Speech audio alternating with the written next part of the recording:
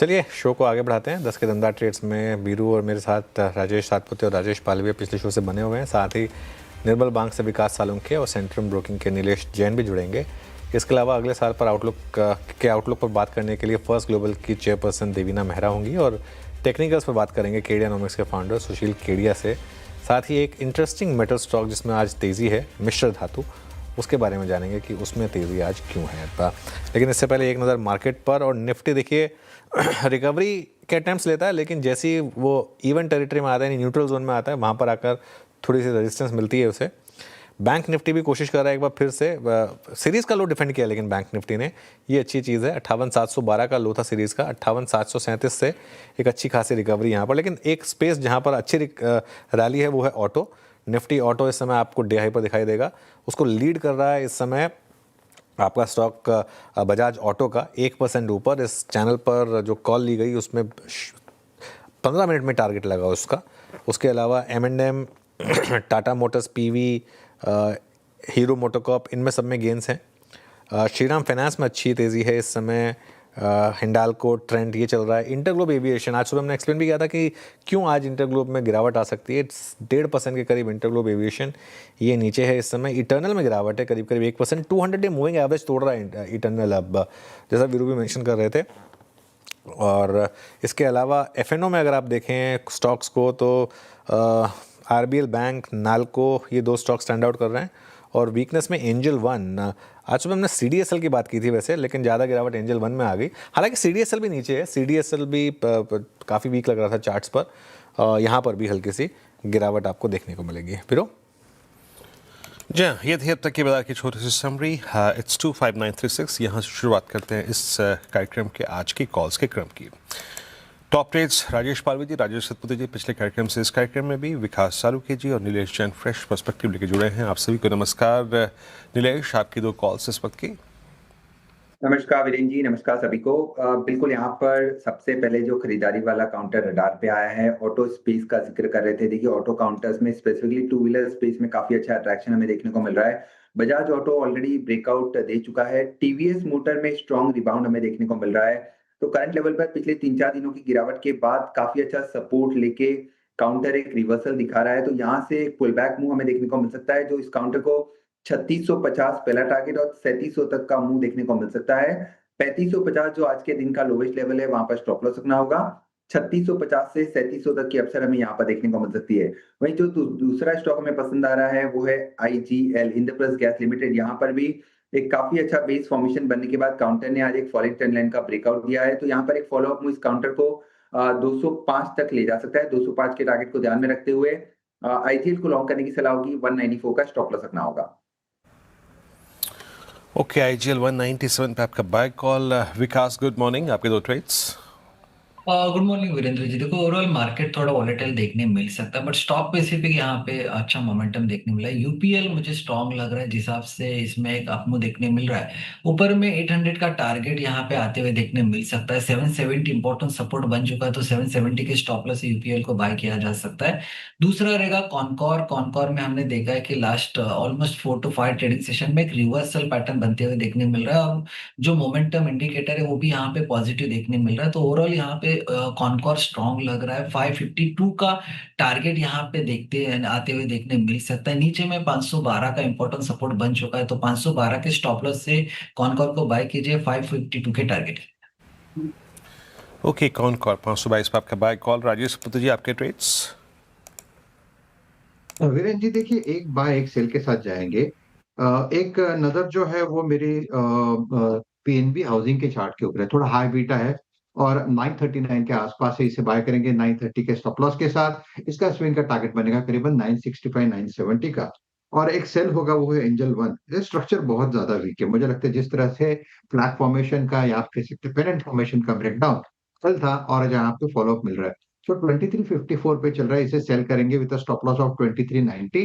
मेरे हिसाब से इसका टारगेट होगा 2270 से लेके 2280। तो कहीं ना कहीं लगता है यहाँ से भी 70-80 रुपए और टूटेगा। So Angel One is sell. Okay, Angel One sell है आपका। और राजेश पालवे जी, आपके दो ट्रेड्स। तो वीरेन जी, पहला स्टॉक पसंद आ रहा है पीएसयू बैंकिंग बास्केट से, और उसमें बैंक ऑफ बड़ौदा पे बाय करने की सलाह है। स्टॉक में अगर हम देखें तो एक कंट्रोल डिप देखने को मिला, जो कि ऑलमोस्ट 50 डे मूविंग एवरेज के आसपास से सपोर्ट लेके अब यहाँ पे पुल बैक का ट्रेड बनाते हुए दिख रहा है। और पीएसयू बास्केट में, पीएसयू बैंकिंग बास्केट में भी एक बाइंग इंटरेस्ट देखने को मिला है ओपनिंग के साथ ही। तो बैंक ऑफ बड़ौदा फ्यूचर जनवरी के बाय करेंगे, अपसाइड के टारगेट 296 298 की तरफ एक्सपेक्ट कर रहे हैं। On the down side stop loss रखेंगे करीब 286 के आसपास। और दूसरा स्टॉक जो पसंद आ रहा है वो मेटल बास्केट से, और उसमें हमें लगता है हिंडाल्को यहाँ पे बाय किया जा सकता है। हिंडाल्को में भी एक कंटिन्यूटी ऑफ अप ट्रेंड है। एक माइनर डिप जरूर देखने को मिला था कल के सेशन में, बट हमें लगता है आज ओपनिंग के साथ ही वापस बाइंग एक्शन बनते हुए दिख रहा है। हिंडाल्को जनवरी फ्यूचर्स बाय करने की सलाह है, अपसाइड के टारगेट 895 तक एक्सपेक्ट कर रहे हैं। On the down side stop loss होगा 870 के आसपास। ओके, चलिए, ये काफ़ी अच्छे ट्रेड्स इस समय आपके लिए। एक बार आरबीएल बैंक देखिए जरा। RBL bank I think Somil ने पिक किया था शायद आज सुबह। यहाँ पर अच्छे मूव्स हैं। यूपीएल में भी अच्छे मूव्स हैं। यूपीएल 2 दिन से चल रहा है एक्चुअली, कल भी यूपीएल में ठीक ठाक मूव्स थे। हाँ, आज विकास सालुंके जी ने लिया ये यूपीएल, यहाँ पर भी अच्छे मूव्स हैं। और एक और स्टॉक जो डी हाई पर आ रहा है इस समय वो है हिंडाल्को। हिंडाल्को देखिएगा एक बार जरा आप। विकास जी, हिंडाल्को पर क्या व्यू रहेगा? जी हाँ, हिंडाल्को भी एक यहाँ पे पॉजिटिव पैटर्न बन चुका है। जिस हिसाब से कल हमने देखा था थोड़ा सा प्रेशर बिल्ड होते हुए देखने मिल रहा था, लेकिन 8764 इंपॉर्टेंट सपोर्ट ऑलरेडी इसमें देखने मिल रहा है। वहां से वापस एक रिवर्सल पैटर्न बनते हुए देखने मिल रहा है। तो मुझे लगता है वापस ये 910 900 के आसपास के टारगेट को वापस रिगेन कर सकता है। नीचे में 860 इंपॉर्टेंट बेस बन चुका है, तो ओवरऑल सेटअप तो पॉजिटिव लग रहा है। तो 900 के टारगेट यहाँ पे देखने मिल सकते हैं। 900 के टारगेट यहाँ पर देखने को मिल सकते हैं हिंडाल्को पर। चलिए अब बात करते हैं अगले साल के मार्केट आउटलुक पर, क्योंकि हम दिसंबर के लास्ट 2 दिन में आ चुके हैं। हमारे साथ फर्स्ट ग्लोबल की चेयरपर्सन और एमडी देवीना मेहरा जुड़ी हैं। उनसे समझते हैं उनका इस समय क्या व्यू है। देवीना जी, गुड मॉर्निंग। ये साल काफ़ी टफ रहा है भारतीय मार्केट्स के लिए। आई मीन, निफ्टी ने ठीक ठाक रिटर्न्स दिए हैं, लेकिन सारी ग्लोबल मार्केट्स को हमने अंडर परफॉर्म किया है, और ब्रॉडर मार्केट में तो काफ़ी पेन रही है। आपके हिसाब से क्या 2026 में पिक्चर थोड़ी बेटर होगी? थैंक यू अनुज, और आपको और आपके दर्शकों को सबसे पहले तो नव वर्ष की शुभकामनाएं 2 दिन एडवांस में। और ये आपकी बात ठीक है कि इंडेक्स में जितना रिटर्न दिख रहा है उतना अधिकतर आपके जो दर्शक हैं उनके पोर्टफोलियोज में नहीं दिख रहा होगा, क्योंकि चाहे आप एनएसई 500 या बीएसई 500 को देखें तो उनका रिटर्न पॉजिटिव है, लेकिन मीडियन स्टॉक डाउन है। और अगर आप देखें तो मेरे ख्याल 70-75% स्टॉक्स 10% से ज्यादा डाउन है आज भी। 20% से ज्यादा डाउन, आई थिंक 40% स्टॉक 20% से ज्यादा डाउन है, तो वो तो पेन रहा है। और अगर आप विश्व के बाजारों की बनस्पत देखें तो भी we were in the bottom 10%। मेरे ख्याल 37 या 38 नंबर है हमारा 42 मार्केट्स में। तो ये साल तो अच्छा नहीं रहा, पर मैं ये भी कहूंगी कि अभी मैं जिसको भी सुनती हूँ टीवी पर या यूट्यूब पे या जहाँ, अभी सब रिस्क गिनवा रहे हैं, अभी वो स्थिति है। तो ये मैं आपके दर्शकों को जरूर कहना चाहूंगी कि अगर आप औसतन देखें तो जिस समय जब बाजार बहुत अच्छा लग रहा होता है, जब लगता है कि रिटर्न बनाना बहुत आसान है, जो कि आप 2024 में देखें तो अगस्त तक वो हाल था कि लोग बोल रहे थे हमसे कि आप रिस्क मैनेज ही क्यों कर रही हैं, हमको तो हाई रिस्क लेना है। वहां से अब बिल्कुल उलट स्थिति है, जहां सबको रिस्क नजर आते हैं, लेकिन उतना कोई बहुत बड़ा अच्छा होने जा रहा है ऐसा कोई बात नहीं कर रहा। तो वो sentiment is a Contra indicator. इसका मतलब है कि जिस समय आपको लगता है कि एसआईपी रोक दें, मार्केट से निकल जाएं, अभी तो कुछ हो ही नहीं रहा है, क्या फायदा हुआ, गोल्ड में होते, अमेरिका में होते तो रिटर्न ज्यादा बनता, तो वही समय होता है जिसके बाद वो औसत से ज्यादा रिटर्न मिलता है। और जैसे मैंने कहा 2024 की जो स्थिति थी उसके बाद आप देखिए तो पिछले पूरे संवत में कोई रिटर्न नहीं आया। तो वो जब इतना ज्यादा खुशहाली का माहौल होता है तब आपको थोड़ा सा सोच समझ के चलना है। अभी हम लोग मेरे ख्याल से तो दूसरी तरफ हैं।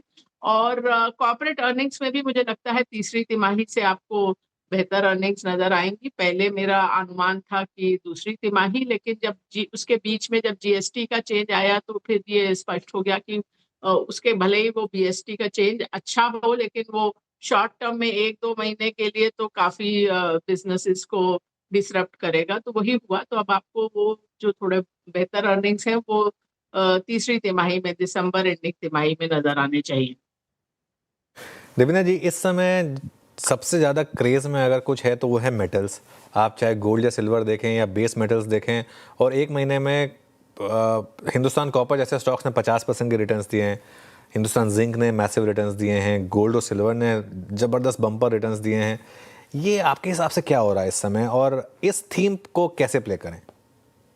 ये एक तो अब शायद टीम प्ले करने में थोड़ी देर हो गई है, बिकॉज कमोडिटी खासकर जैसे बेस मेटल का होता है वो बहुत लंबी चलती है तेजी, ऐसा अधिकतर होता नहीं। और इस बार दो चीजें जो अगर हम भारतीय प्लेयर्स के हिसाब से देखें, एक तो जो डॉलर मनस्पत रूपी डेप्रिशिएट किया है, तो चाहे आप एक्सपोर्ट कर रहे हो या नहीं, आपका जो बेंचमार्क भाव होता है वो डॉलर में होता है। तो अगर रुपया गिरता है तो आपकी यहाँ पर रियलाइजेशन बढ़ जाती है, वो एक चीज होती है। दूसरा, एंटी डंपिंग ड्यूटी भी लगी है इस वर्ष, तो वो खासकर चाइना से जो हम आयात करते हैं उस पर, तो वो भी एक एडिशनल कुशन रहा है यहाँ भारत के मेटल प्रोड्यूसर्स के लिए। जहां तक सोने की बात है, चांदी में तो फिर भी थोड़ा इंडस्ट्रियल पुट भी है, और दूसरा बात है कि थोड़ा उसमें अभी तो मेरे ख्याल से जस्ट वो ट्रेडिंग पोजीशंस के कारण भी आपको एक वो लास्ट मूव मिला है। पर जहां तक सोने की बात है, आप देखिए जो भी चीज आप अपने रियर व्यू मिरर में देखते हैं कि पीछे जो हो गया अब मैं उसके पीछे भागूं, वो स्ट्रैटेजी गलत होती है।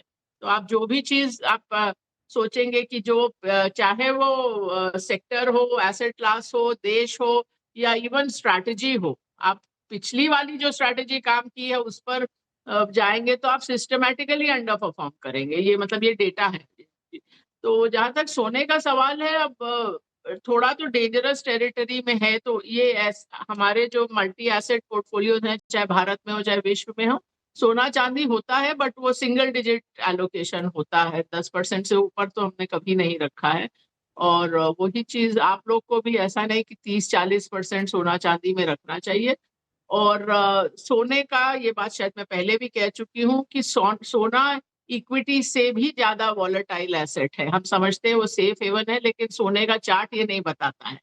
जिस तरह की हमने तेजी देखी है, वो मैंने हेडलाइंस देखी थी कि ये पिछली बार आपको 1979 में नजर आई थी, और 1980 में सोने ने एक हाई बनाया था, डॉलर की मैं बात कर रही हूँ। वहां से नियरली 20 साल बाद वो वहां से 60% नीचे था, 27 साल लगे थे वो हाई क्रॉस होने में, और अगला हाई भी जो था उसके बाद भी 40% गिरा था। तो हम लोग को रुपया में लॉन्ग टर्म चार्ट सोने का ठीक लगता है, क्योंकि वो रुपी डेप्रिसिएशन का चार्ट है, और पहले आपके पास कोई विकल्प नहीं था। कोई भी हार्ड करेंसी एसेट का सोना ही एक चीज थी जो आपको वो करेंसी हेज दे रही थी। अब वो बात नहीं है। अब आप निवेश कर सकते हैं बाहर के बाजारों में, और आपको करना चाहिए। सबका सब सोने के थ्रू नहीं खेलना चाहिए। अच्छा, देवीना मैम नमस्कार, वीरेंद्र बोल रहा हूँ। मेरी तरफ से भी आपको 2026 का अग्रिम शुभकामनाएं। ये आईटी कंपनियों पे आप 2026 में क्या आउटलुक रखेंगे? 2025 में यूएस में एआई स्टॉक्स के एक बड़े वाइल्ड मूव के बाद, स्पेशली वो आईटी कंपनियां भारत में जो अपने आप को एक एआई प्लेटफॉर्म पे कन्वर्ट करने के लिए तैयार कर रही हैं। आई मीन जस्ट सीएमएन कोफोज ने क्या किया, एंकोरा का अधिग्रहण। आप आईटी पर व्यू क्या रखती हैं? मिड कैप आईटी पर व्यू क्या है, specially those companies who are preparing for AI platform? देखिए, ओवरऑल मेरा ये व्यू है कि इंडियन आईटी सर्विसेज की मैनेजमेंट अच्छी है। अगर आप उसको बहुत नारोली डिफाइन करें, तो हर बार जब कोई चेंज आया है बाजार में, पहले था कि Y2K के बाद बिजनेस नहीं रहेगा, फिर वो पूरा डिजिटाइजेशन का आया, क्लाउड का आया, वो सब चीज उन्होंने नेविगेट कर ली, और वही चीज एआई में भी होगी। तो मुझे इसमें कोई शक नहीं है कि इंडियन आईटी कंपनीज ये वाला भी जो बदलाव है उसको उसमें अडाप्ट कर लेंगी। वो मेरी जो उनसे प्रॉब्लम है वो अलग है कि उन्होंने क्यों नहीं वैल्यू चेन में ऊपर गए, क्यों नहीं R&D पे स्पेंड किया। बट ये मुझे खतरा नहीं लगता कि वो लोग अपने को अडाप्ट नहीं कर पाएंगे।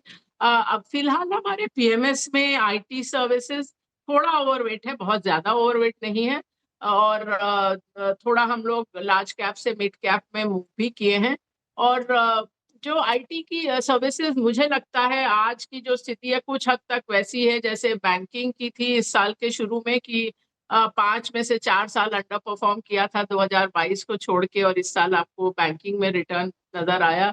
तो मेरा अनुमान है कि कुछ हद तक आईटी सर्विसेज भी बहुत लंबे समय के अंडर परफॉर्मेंस के बाद अब बेहतर परफॉर्म करेंगे स्टॉक्स। पर आपको चुनना पड़ेगा उसमें। हाँ, चुनाव महत्वपूर्ण रहेगा। ये मैम बैंकों पे तो बात ही नहीं हुई। बैंक निफ्टी इसलिए लगभग 1 महीने से इतना साइडवेज है कि पूछे मत। 2026 किसका? आई मीन 2025 मोर और less it's belongs to PSU banks. 2026 में क्या ये प्राइवेट बैंक जो हल्का सा एक बैकफुट पे हैं इस बार, more specially ICICI bank and HDFC bank, क्या लगता है 2026 के लिए आउटलुक क्या है आपका? देखिए बैंकिंग में हम हमेशा बहुत अंडरवेट रहते हैं। इस साल धीरे धीरे अभी भी ओवरवेट नहीं है पर इस साल काफी ऐड किया और कुछ हद तक जैसा आप बता रहे हैं उसी टाइप के पैटर्न में कि पहले के काफी महीनों में PSU बैंक्स में ऐड किया और प्राइवेट बैंक्स में अभी अंत में पिछले रीबैलेंस में कुछ ऐड किया है। बट ऐसा मुझे मतलब ऐसा कोई 2026 में बेस्ट सेक्टर बैंकिंग रहेगा ऐसा तो नहीं लगता, लेकिन ऐसा भी जैसा मैंने कहा नॉर्मली तो हमारा वेट बहुत ही कम रहता है तो अभी ओवरवेट नहीं है, लेकिन अधिकतर जितना वेट रहता है उससे ज्यादा है। मैं बैंकिंग में हमेशा डर डर के निवेश करती हूँ, बैंकिंग या किसी भी लेंडर में, कि वहां हमेशा यही डर रहता है कि कहाँ से नेगेटिव सरप्राइज आएगी वो आप बाहर बैठे सोच भी नहीं सकते हैं। तो इसलिए मैं थोड़ा सा नर्वस इन्वेस्टर हूँ बैंक्स में ओवरऑल। चलिए बैंक्स में थोड़ा सा नर्वस इन्वेस्टर हैं देवीना जी। देवीना जी बहुत बहुत शुक्रिया। 2025 में आपने चैनल का अच्छा साथ दिया, 2026 में भी आपसे हम बात करते रहेंगे और आपको और आपकी पूरी टीम को नववर्ष की बहुत बहुत शुभकामनाएं। थैंक यू सो मच आज हमारे साथ जुड़ने के लिए। चलिए आगे बढ़ते हैं और केडियानॉमिक्स के फाउंडर सुशील केडिया जुड़े हैं, उनसे समझते हैं कि उनका व्यू मार्केट को लेकर इस समय क्या है। Sushil ji good morning. 2025 का हमारा आखिरी इंटरेक्शन है। 2025 काफ़ी टफ साल रहा है मार्केट के लिए, हालांकि इंडिविजुअल स्टॉक्स में अगर आपने ढंग के स्टॉक चुने तो फिर भी पैसा बना। 2026 को लेकर क्या व्यू बन रहा है इस समय? पीसीआर से अनुरोध है मेरे स्क्रीन को शेयर करें, चार्ट के साथ हम बात करेंगे। मार्केट के संदर्भ में पहले निफ्टी बैंक निफ्टी की मैं शॉर्ट टर्म चाल बताऊं और आज मैं चाहूंगा आप मुझे थोड़ा समय दें कि ऐसे भी स्टॉक्स यहां हैं जहां मल्टी बैगर मूव्स शुरू होंगे और वो छोटे छोटे वाले स्टॉक्स नहीं है, extremely well known, well covered, well govern stocks हैं जो 6 गुना 7 गुना 8 गुना भी 2 साल में हो जाएंगे। हम दोनों चीजों को कवर करने की सीमित समय में कोशिश करेंगे। तो अगर मेरी ये स्क्रीन शेयर हो चुकी है तो देखिए हम शुरू करते हैं बैंक निफ्टी से। ये 2 काली लकीरों के बीच में डेली चार्ट में पूरे दिसंबर भर में बैंक निफ्टी ने लोअर टॉप्स और कंजेस्टेड जोन क्रिएट किया है, ट्रायंगल क्रिएट किया है। जैसे ये 59,550 के ऊपर क्रॉसओवर देगा, 61,500 की सीधी लकीर में चाल आएगी शॉर्ट टर्म ट्रेडिंग के लिए। हो सकता है अगले 3-4 दिन में हम एक बार खाली ऊपर की लाइन तक 59,500 तक जाए और वापस आज के लेवल पे लौट आए सेकंड वीक तक, और ये उछाल थर्ड वीक से आए, हो सकता है हम सीधे ब्रेकआउट दे देंगे। बिल्कुल सिमिलर पिक्चर ये देखिए निफ्टी की भी चार्ट पे बना हुआ है, एक ट्रायंगल बन रहा है निफ्टी पे। ये जो आप देखोगे साइडवेज जो मूवमेंट आ रही है, मेरे माउस से मैं पॉइंट कर रहा हूँ, ट्रायंगल बन रहा है। जिस दिन इस ट्रायंगल को रिजॉल्व करके हम ऊपर चल देंगे 26,340 के ऊपर, तकरीबन 26,400 पकड़ लो आप, तो मुझे लगता है सीधे 1,500 पॉइंट की एक चाल आएगी। तो ये तो हो गया शॉर्ट टर्म का पिक्चर। पर इसके बाद क्या, जो 27,800 की बात हम बड़े दिनों से कर रहे हैं, उसके बाद क्या? तो संभव है कि एक बार 27,800 जाने के बाद वापस निफ्टी 25,000 भी आए।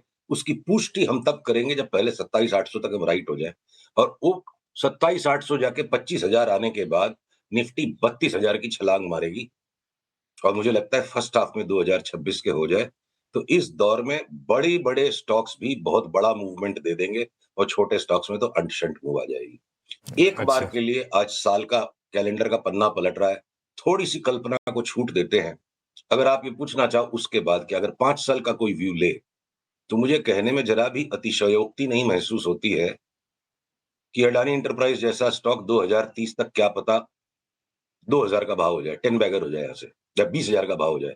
और अगर रिलायंस जैसा स्टॉक 2032 तक 10 गुना ये भी हो जाए, रिलायंस और अंबानी अडानी भी अगर 10 बैगर होंगे, तो 20 बैगर 30 बैगर वाले दुनिया भर के स्टॉक्स भरे पड़े हैं। और 1.5-2 साल की ये जो यातना सी बाजार ने दी है, इंडिसेस में उतनी डैमेज नहीं हुई है, अच्छे अच्छे ब्लू चिप स्टॉक्स है जो 60-65% घट गए 2 साल में, उनके अंदर सिलेक्टिवली यहाँ दबा के खरीदारी करने का समय है। ये थर्मेक्स 7-8 गुना हो जाए और अगर आपके ये कार्बोरंडम यूनिवर्सल जैसा स्टॉक यहाँ से 8 गुना हो जाए अगले 2-3 साल में, उस तरह के मौके आज बाजार दे रहा है। सारा जीवन निफ्टी और बैंक निफ्टी में उलझे ना रहें, ये सलाह हमने अपने निवेशकों को दी है। ओके, अच्छा सुशील जी, एक पिछले कई दिनों से रॉकेट कॉल नहीं आ रहे आपके, आप क्या सब कुछ अपने क्लाइंट्स के लिए रख रहे हैं? मतलब कुछ हमारे व्यूअर्स के लिए बताइए, तभी थोड़ा सा फेयर डिस्ट्रीब्यूशन रहेगा। तो देखिए ऐसा है ना कि मैं तो बातों बातों में लपेट के साथ में आपको 4 रॉकेट कॉल तो आपको बता दिए। अब रॉकेट का मतलब थोड़े कि कोई बी ग्रुप का स्टॉक 6 महीने में डबल हो जाए तो ही रॉकेट है। जब हाथी यहाँ से सिर्फ नाचेंगे नहीं, हाथी उड़ेंगे, ऐसी इंडिया की जवानी सामने आ रही है। तो आप जो बाजार आपको परोसे, उसको आदरपूर्वक स्वाद लेके खाइए। मतलब 56 भोग बाजार परोसने को तैयार है और हम कहें कि नहीं बस मेरे को तो अभी मैगी खिला दो, मेरा मैगी खाने का मन है, तो मैगी खाने का अलग मौसम आता है। जब ये हाथी उड़ेंगे आसमान में, सिर्फ चलेंगे नहीं, रिलायंस जैसा स्टॉक 2032 तक 10 गुना हो जाए तो आप सोचो इंडिया कहाँ पहुंच जाएगा, क्या माहौल होगा पूरे इंडिया का। देखिए $5 ट्रिलियन इकोनॉमी एक बड़ा ट्रिगर पॉइंट होता है।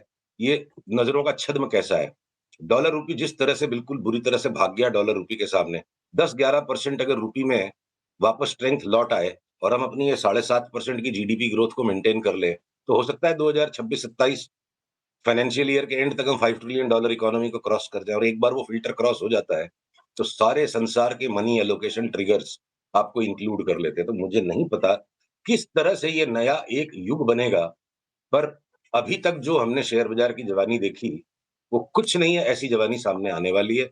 ये अडानी अंबानी के स्टॉक्स बता रहे हैं, फिर कार्बोरंडम यूनिवर्सल और ये थर्मेक्स जैसे हमारे पास 100 स्टॉक्स की लिस्ट है। आपको 1 घंटे का टाइम देना पड़ेगा मुझे। मेरे पास उड़ते हाथियों की 100 स्टॉक्स की लिस्ट है, तो रॉकेट्स नहीं, अब इनको हम बोलेंगे फ्लाइंग एलिफेंट्स।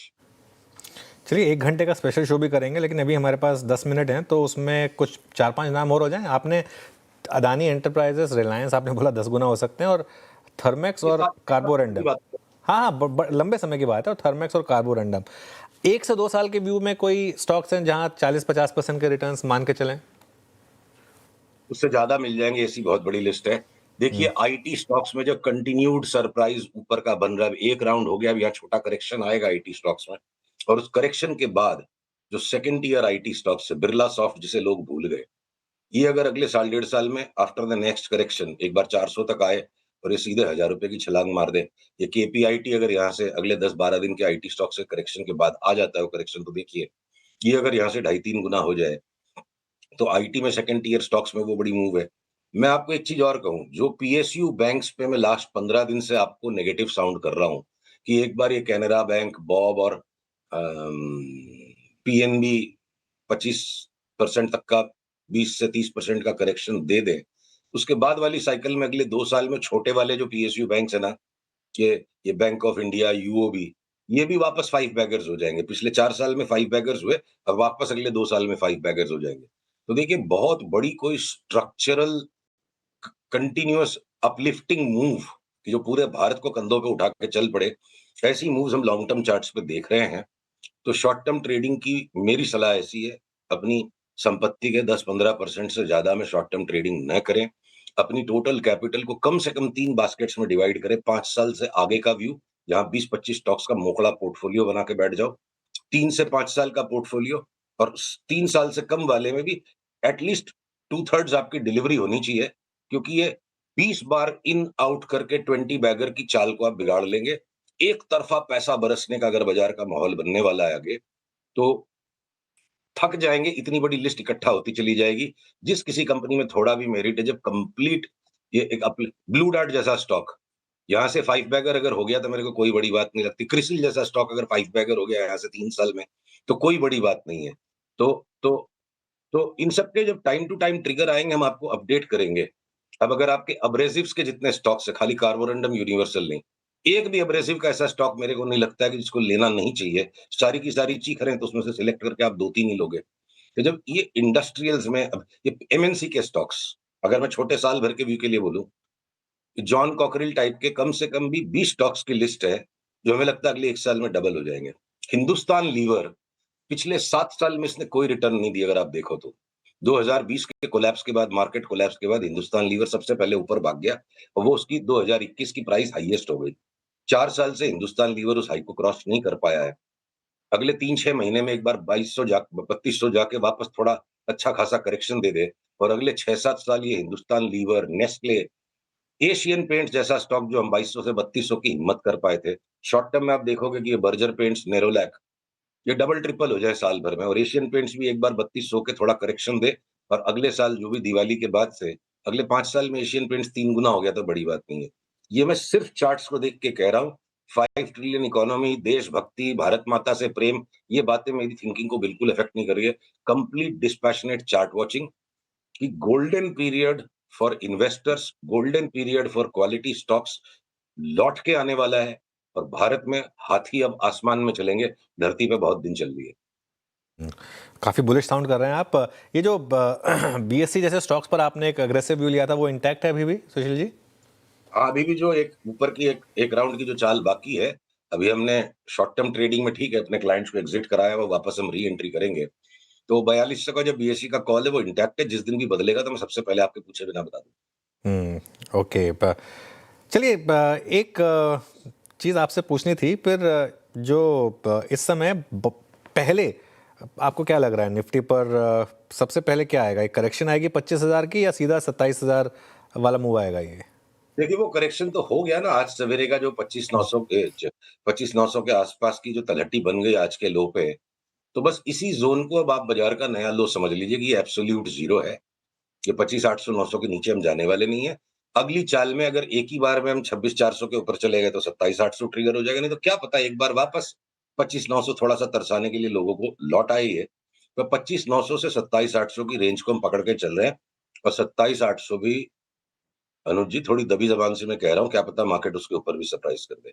अच्छा, चलिए वो जो आपके बड़े टारगेट्स हैं वो हम काम करेंगे अगले साल, यानी कि न्यू ईयर के फर्स्ट शो में आपके साथ डिस्कस करेंगे जो आपके बड़े टारगेट्स हैं, और वो थोड़ा सा एक स्पेशल शो करेंगे उसके लिए।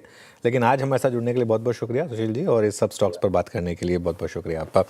चलिए अब एक काम करते हैं, और आपको नववर्ष की शुभकामनाएं। हालांकि हम बात करेंगे वैसे नववर्ष पर दोबारा। दर्शकों को नववर्ष की बहुत शुभकामनाएं और एक ही प्रार्थना है, जब हाथी उड़ने वाले हैं खरगोशों में टाइम मत खराब करो। चलिए ठीक है, तो हाथी पर फोकस करिए। शुक्रिया सुशील जी। लार्ज कैप पर फोकस करिए इन सिंपल टर्म्स। एक और स्टॉक जिसमें आज एक्शन है वो है मिश्र धातु। आशीष के पास चलते हैं, जानते हैं तेजी क्यों है। आशीष, गुड मॉर्निंग। मॉर्निंग। और पिछले 2 दिनों में ज़बरदस्त एक्शन देखने को मिला। इनफैक्ट कल तो 10% से ज़्यादा की तेज़ी देखने को मिली थी, और कल का वॉल्यूम एक्शन आप देखें तो अब तक की डेली वॉल्यूम में सबसे हाईएस्ट वॉल्यूम कल के सत्र में दर्ज हुए। पिछले 2 दिनों में ऑलमोस्ट 15% की तेज़ी स्टॉक में आपको देखने को मिल रही है, और काफ़ी ज़्यादा कारण है इसके पीछे। सबसे पहले जो घरेलू इंडिजिनाइजेशन, मैन्युफैक्चरिंग की बात कही जा रही है, डिफेंस में प्रोक्योरमेंट अगर बढ़ता है तो इस कंपनी को सीधा फायदा देखने को मिलेगा, क्योंकि कंपनी दरअसल आप देखें तो स्पेशल अलॉयज बनाती है डिफेंस के लिए और साथ में स्पेस प्रोग्राम्स के लिए भी। और कंपनी ने थोड़े दिन पहले ही 18 दिसंबर के करीब ऑर्डर बुक का अपडेट देकर ये भी बताया कि अब जो इनकी ऑर्डर बुक है ये करीब 2,520 करोड़ की होगी। कंपेयर टू अगर आप मार्केट कैप देखें तो ऑर्डर बुक काफ़ी बढ़िया लगती है। 6,900 करोड़ रुपए के आसपास का कंपनी का फिलहाल के लिए मार्केट कैप है। अब ऑर्डर बुक का स्प्लिट आप समझें तो 70% डिफेंस में आता है, 20% स्पेस से और 10% आता है एनर्जी से, और ये मिक्स अगर आप देखें तो लगातार फेवरेबल होता जा रहा है। लेकिन अच्छी बात है कि मैनेजमेंट बहुत सुपर कॉन्फिडेंट साउंड कर रहे हैं। प्रीवियस कॉन कॉल में देखें तो कंपनी ने बताया कि करीब 1,300 करोड़ की रेवेन्यू आपको देखने को मिल सकती है FY26 में। 25 में देखें तो 1,074 करोड़ की आय दर्ज की थी, यानी सेकेंड हाफ कंपैरेटिवली बेटर आपको देखने को मिल सकता है। FY25 में जो एबिटा मार्जिन्स 21% के थे वो बढ़कर 23% आपको देखने को मिल सकते हैं। और कंपनी ने ये भी बताया कि मार्च 2026 तक 500 करोड़ के और अतिरिक्त ऑर्डर यहाँ पर देखने को मिल सकते हैं। साथ में जो एक्सपोर्ट्स है इसमें भी बढ़िया सर्ज एक्सपेक्टेड है। ऑलमोस्ट लॉन्ग टर्म टारगेट्स है कि 10 से 15% टोटल सेल्स का जो हिस्सा है वो एक्सपोर्ट्स के रेवेन्यू के माध्यम से है, और इसी के चलते आप देखें तो पिछले 2 दिनों में लगातार बढ़िया तेजी इस स्टॉक में नजर आ रही है। शुक्रिया आशीष। तो ये मिश्र धातु। मार्केट मीनवाइल एक बार जरा निफ्टी लेकर आइए। हम ऑलमोस्ट डे हाई की ट्रजेक्टरी में, इनफैक्ट अब हम डे हाई पर हैं 25,967 पर, और बैंक निफ्टी भी लेकर आइए। और जो लेवल्स से घूमा वो काफ़ी इंटरेस्टिंग थे, और एक जो एक होपफुली थ्योरी थी कि आज शायद एक बार आप कल का लो ब्रेक करें और उसके बाद एक इंट्राडे में बड़ी रैली हो। उसका टेस्ट अब अगले 1 घंटे में होगा। अगर हम कल के हाईज के ऊपर निकल पाएँ तो वो सबसे बड़ा सवाल होगा। इस शो को यहीं समेट रहे हैं। कंचन आपके लिए लेकर आएंगे ट्रेडर्स हॉटलाइन इस छोटे से ब्रेक के बाद।